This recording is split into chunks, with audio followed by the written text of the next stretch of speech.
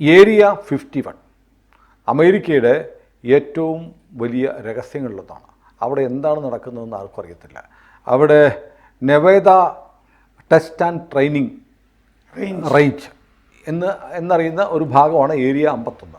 അതിനെക്കുറിച്ച് പൊതുവിൽ പറയുന്നത് അവിടെ പറക്കും തളികകൾ അവിടെയുണ്ട്.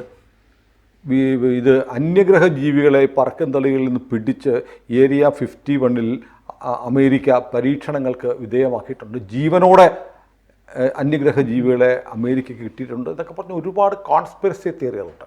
പക്ഷേ ഏരിയ 51 എന്ന് പറയുന്നത് ഒരു ദുരൂഹ കേന്ദ്രമാണ്. അവിടേക്ക് ആർക്കും പ്രവേശനമില്ല. നിഗൂഢമായ കാര്യങ്ങൾ നടക്കുന്നു. ഇതുപോലെ തന്നെ ലോകത്ത് ഏറ്റവും കൂടുതൽ പറക്കും തളികളെ കാണപ്പെടുന്നതും അമേരിക്കയിലാണ്. അമേരിക്കക്കാരാണ് പറക്കും തളിയെ കണ്ടു, അന്യഗ്രഹ ജീവികളെ കണ്ടു എന്നൊക്കെ നിരന്തരം പറയുന്നത്. അതിൻ്റെ വീഡിയോസൊക്കെ ഒരുപാട് വരുന്നുണ്ട്. പക്ഷേ അമേരിക്കയ്ക്ക് യഥാർത്ഥത്തിൽ ഈ പറക്കും തളികൾ ഏരിയ 51 അതോ അമേരിക്ക വേറെന്തൊക്കെയോ മറയ്ക്കാൻ വേണ്ടിയിട്ട് ഇടയ്ക്കിടയ്ക്ക് ഈ പറക്കും തളിക തിയറി ഇങ്ങനെ പറയുകയാണ്. ഈ ഏരിയ 51 എന്ന് പറയുന്നത് പട്ടാളത്തിൻ്റെ രഹസ്യ പദ്ധതികൾ നടപ്പാക്കുന്ന സ്ഥലമാണ് നെവാദയിലെ. അത് ശീത യുദ്ധകാലത്ത് സോവിയറ്റ് യൂണിയനുമായിട്ട് പ്രത്യേകിച്ചും ആ കാലത്താണ് കൂടുതലും പറക്കും തളികളെ കണ്ടതായിട്ട് റിപ്പോർട്ട് വന്നിരിക്കുന്നത്. അതും ഏറ്റവും കൂടുതൽ ഈ ഏരിയ 51 ആ ഭാഗത്ത് നിന്ന് കണ്ടെത്തിയതായിട്ടാണ് റിപ്പോർട്ട്. അപ്പോൾ ഇത് ആത്യന്തികമായിട്ട് ഈ പ്രതിരോധ കേന്ദ്രം പെൻറ്റഗൺ ഇതിനെപ്പറ്റി പഠിച്ച് റിപ്പോർട്ട് ചെയ്യാൻ 2022 ജൂലൈയിൽ ആരോ എന്ന് പറഞ്ഞ സംഘത്തിനെ ഏൽപ്പിച്ചു. AARO all domain anomaly resolution office pentagon ഇത് തുടങ്ങി. എന്നിട്ട് കരയിൽ, ആകാശത്ത്, സ്പേസിൽ ഒക്കെ ഇതുപോലെ പറക്കും തളികകൾ അല്ലെങ്കിൽ അൺഐഡൻറ്റിഫൈഡ് അല്ലേ ഓബ്ജക്ട്സ് എന്ന് പറയുന്നത് UAP അൺഐഡൻറ്റിഫൈഡ് അനോമലസ് ഫിനോമിന അത് അന്വേഷിക്കാനായിട്ട് സീൻ കിർക്ക് പാട്രിക് ഇതിൻ്റെ ഡയറക്ടർ ആരോസ് അതിൻ്റെ ഡയറക്ടറിൻ്റെ നേതൃത്വത്തിൽ ഒരു സംഘത്തിനെ നിയോഗിച്ചിരുന്നു.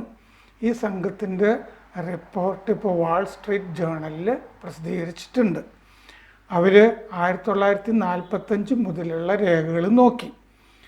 അന്നത്തെയും ഇന്നത്തെയും ഈ പട്ടാളത്തിൽ ഇതുമൊക്കെയായിട്ട് ബന്ധപ്പെട്ട ആളുകളെയും മുതിർന്ന ഓഫീസർമാരെയൊക്കെ ചോദ്യം ചെയ്തു. അങ്ങനെ കണ്ടെത്തി അമേരിക്കൻ പട്ടാളം മനഃപൂർവ്വം ഉണ്ടാക്കിയ കഥകളാണ് ഈ പറക്കും തളിക കഥകൾ. ഫോട്ടോഷോപ്പിലും അല്ലാതെയൊക്കെ ഇമേജുകളൊക്കെ ഉണ്ടാക്കി ഇങ്ങനത്തെ പരിപാടികളുണ്ടെന്ന്. ഏതെങ്കിലും ഒരു ആണവ പദ്ധതിയോ എന്തെങ്കിലും അങ്ങനെ പരീക്ഷണം നടക്കുമ്പോഴാണ് ഇതറിയാതെ ആരെങ്കിലും കാണുമല്ലോ ആ പ്രദേശവാസികൾ. അവർ വേറെ കിംവദന്തികളൊന്നും പറഞ്ഞു വരുത്താൻ പാടില്ല പട്ടാളത്തിനെ പറ്റിയോ അമേരിക്കയെ പറ്റിയോ ഒക്കെ. അപ്പോൾ പറക്കും തളികൾ വന്നിട്ട് എന്തെങ്കിലും സ്ഫോടനം നടത്തിയതാണെന്നോ അതിൻ്റെ പ്രകാശം കണ്ടതാണെന്നോ ഒക്കെ അവർ വിചാരിച്ചോളണം. അതിനുവേണ്ടി ഇതിൻ്റെ കൂടെ പറക്കും തളിക കഥകൾ പ്രചരിപ്പിക്കുകയാണ് എന്ന് ഈ റിപ്പോർട്ടിൽ പറഞ്ഞിട്ടുണ്ട്. ശീതയുദ്ധകാലത്തെ രഹസ്യ ആയുധ പദ്ധതികൾ മറയ്ക്കാൻ വേണ്ടി മനഃപൂർവ്വം പ്ലാൻ ചെയ്ത കഥകൾ ആണിതെന്ന് പറഞ്ഞിട്ടുണ്ട്. പെൻറ്റഗൺ തന്നെ ഒരെണ്ണം പറക്കും തളിക ഉണ്ടാക്കുകയും ചെയ്തിരുന്നു എന്ന് റിപ്പോർട്ടിൽ പറഞ്ഞു. അതെ, എന്തെങ്കിലും ഒരു പറക്കുന്ന സാധനം ആളുകൾ കണ്ടാലും മതി, എന്നിട്ട് ഇതിൻ്റെ ചിത്രവും എടുക്കാം. സൈനിക പരീക്ഷണങ്ങൾ ഈ കണ്ടവർ അറിയാതെ സമ്മതിക്കരുത്, സംശയിക്കുകയും ചെയ്യരുത്. ഇതിൻ്റെ ധാരാളം ഇമേജുകൾ ഉണ്ടാക്കി. ഫ്ലൈയിങ് സോസേഴ്സ് എന്ന് പറഞ്ഞു, അതാണല്ലോ പറക്കും തളികൾ എന്ന് പറയുന്നത്. പിന്നെ F-117 നൈറ്റ് ഹോക്ക് പരീക്ഷിക്കാനുള്ള ഒരു ശ്രമം നടന്നിരുന്ന സമയത്തും പറക്കും തളികൾ എന്ന് പറഞ്ഞിട്ട് കഥകൾ ഉണ്ടാക്കിയിരുന്നു. എയർഫോഴ്സിൻ്റെ ആദ്യത്തെ സ്റ്റെൽത്ത് ഫൈറ്റർ ജെറ്റ് അത് പരീക്ഷിക്കുമ്പോഴും പറക്കും തളിക സിദ്ധാന്തം ഉണ്ടാക്കിയിരുന്നു. 1980കളിൽ ഈ നെവാദ ബാർ ഒരു കേണൽ ഈ നെവാദ ബാറിൽ ഈ ഏരിയ 51 അടുത്ത് ചെന്നിട്ട് അതിൻ്റെ ഉടമയ്ക്ക് ഒരു പട്ടാള കേണൽ കൊണ്ടുപോയിട്ട് ഈ ബാറിൻ്റെ ഉടമയ്ക്ക് ഈ നെവാദ ഭാഗത്ത് തന്നെ ഏരിയ 51 ഭാഗത്ത് ബാറിൻ്റെ ഉടമയ്ക്ക് കൊണ്ടുപോയിട്ട് കുറേ ചിത്രങ്ങൾ കൊടുത്തു. ഇത് പറക്കും തളികളുടേതാണ് കേട്ടോ, ഇവിടെയൊക്കെ ഇന്നലെ മിനിഞ്ഞാന്നൊക്കെ ആയിട്ട് കണ്ടതാണെന്ന്. അപ്പോൾ ബാറിൽ വരുന്നവരും എല്ലാവരും ഇയാൾ ഇതേ ചിത്രങ്ങൾ കണ്ടോ എന്നൊക്കെ ചോദിച്ചിട്ട് വലിയ പബ്ലിസിറ്റി പെട്ടെന്ന് കിട്ടും, കുടിയന്മാരല്ലേ. പെട്ടെന്ന് കിട്ടി. അപ്പോൾ ആ കേണലിനെ ചോദ്യം ചെയ്തു ഇപ്പോൾ ഇവർ ഈ അന്വേഷണ സംഘം. കേണൽ സമ്മതിച്ചു, സംഗതി ശരിയാണ്, ഞാൻ അങ്ങനെ വ്യാജ ഫോട്ടോകൾ അവിടെ ആ ബാറിൻ്റെ ഉടമയ്ക്ക് കൊണ്ട് കൊടുത്തിരുന്നു എന്ന് പറഞ്ഞു. ഈ F-117 ആ പരീക്ഷണം മറയ്ക്കാൻ വേണ്ടി ചെയ്തതാണ്. സോവിയറ്റ് യൂണിയൻ ഈ കാര്യങ്ങൾ അറിയരുത് എന്ന് നിർബന്ധം ഉണ്ടായിരുന്നു എന്ന് പറഞ്ഞു. ഏരിയ 51 ഈ പറഞ്ഞ പോലെ നെവാദ ടെസ്റ്റ് ആൻഡ് ട്രെയിനിങ് റേഞ്ചാണ്. അവിടെയാണ് highest per capita citing rate.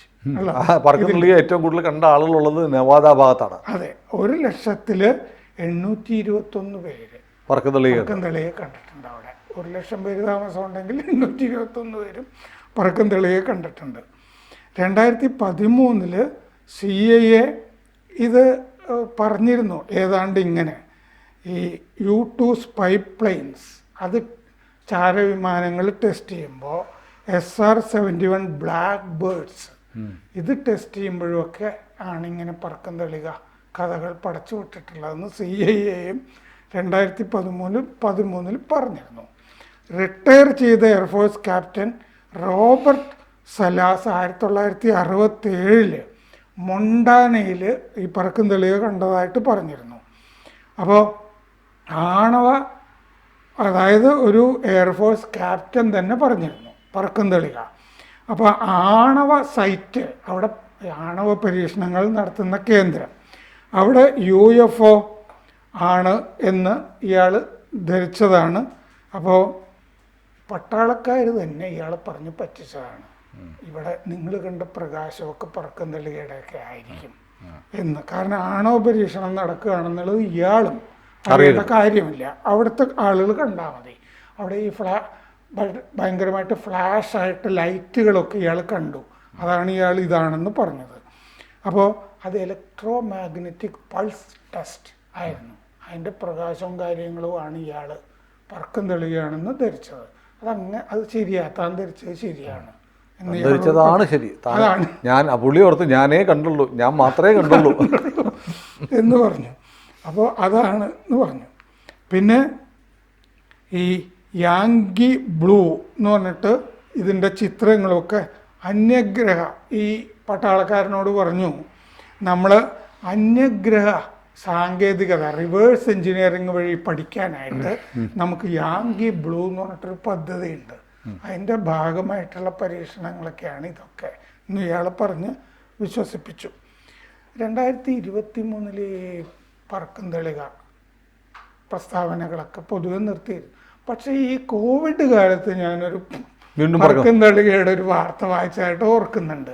ഇത് പിന്നെയും വന്നു. അത് 2023 അത് കഴിഞ്ഞിട്ട് ജൂണിൽ ഈ ഇൻ്റലിജൻസ് ഓഫീസർ ഡേവിഡ് ഗ്രഷ് ഈ മറ്റേ പറക്കുംതളിയെ കണ്ടതായിട്ട് പറഞ്ഞിരുന്നു. അതായത് പഴയൊരു നേവി പൈലറ്റ് റയാൻ ഗ്രേവ്സ്, അയാളും വേറൊരാളും കൂടി FA-18 വിമാനം പറത്തുമ്പോൾ 2 വിമാനങ്ങൾക്കും ഇടയ്ക്കൊരു പറക്കുംതളിക വന്നു എന്ന് പറഞ്ഞിട്ടൊരു കഥ അയാൾ പറഞ്ഞ് പരത്തിയിരുന്നു.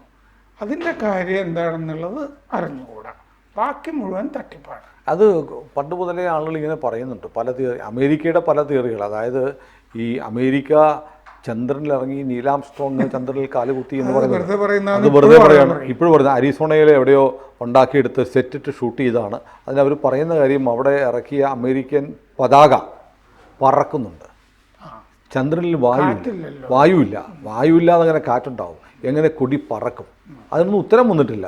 അപ്പോൾ ഇതുപോലെ പ്രബലമായൊരു തിയറി ചന്ദ്രനിൽ ഇറങ്ങി എന്ന് പറയുന്നത് തെറ്റാണ്.